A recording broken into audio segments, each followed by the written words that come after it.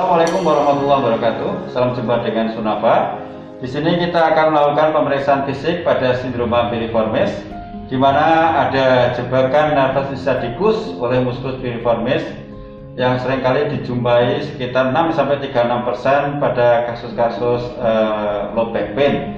Dan ini lebih banyak dilakukan pada pasien-pasien yang datang ke fisioterapis untuk diberikan suatu tindakan sehingga keluhan nyeri menjalar dari pantat sampai ke tungkai bahkan sampai ke kaki itu bisa dieliminasi atau bahkan bisa dihilangkan.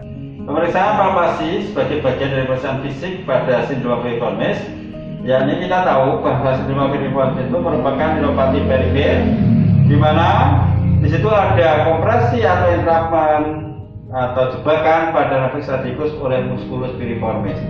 Kita tahu bahwa musculus piriformis itu membentang di antara origonya, yakni ada di bagian anterior dari sacrum 2-4, ya, sacrum 2-4 bagian anterior. Kemudian dia akan membentang di trochanter major, yakni di apex medial superior dari trochanter major seperti ini, membentang seperti ini.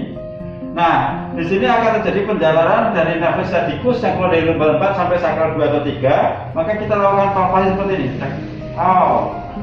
Nah, dia mengalami kesakitan, dan di situ kita akan dapati adanya tightness, ya, atau taben, di mana itu adalah merupakan dari spasme atau tonus yang meninggi pada musculus piriformis yang akan menekan pada nervus sciaticus.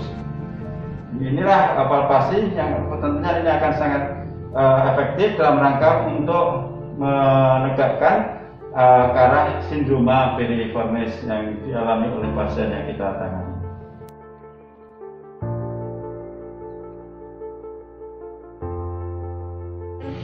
Tes fisik pada sindroma piriformis, yakni aktif piriformis test, yakni dengan cara pasien posisi duduk, kemudian tungkai kita abduksikan seperti ini, yang akan dilakukan secara aktif oleh pasien. Silakan dilakukan gerakan tadi. Sakit ya, sakit menjalar dari pantat sampai ke tungkai. Ini adalah mengarah kepada sindroma piriformis. Inilah tes aktif piriformis. Pemeriksaan fisik berikutnya yaitu dengan tes piriformis style. Pasien dalam posisi tiduran telentang, kemudian tungkai lurus seperti ini.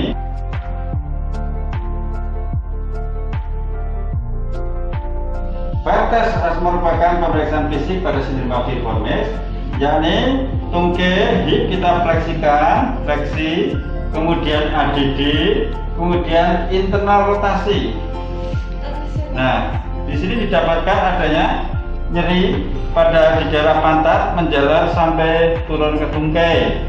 Ini adalah file test. Tes ini adalah tes yang relatif sensitif dan spesifik untuk sindroma piriformis.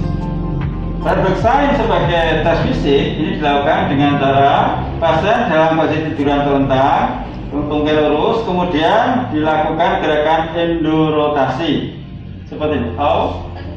Ya, didapatkan nyeri menjalar dari pantat sampai ke tungkai. Ini adalah Verbeck sign positif yang mengarah pada sindroma piriformis. Tes fisik sign dilakukan dengan cara pasien tiduran telentang seperti ini, kemudian difleksikan hipnya dan lututnya, kemudian diendorotasikan. Nah, ini adalah sign positif yang mengarah pada sindroma piriformis, yakni didapatkan nyeri pada pantat menjalar sampai tungkai. Pemeriksaan fisik pada sindroma piriformis itu juga bisa dengan cara Lasek test, tes Lasek seperti ini.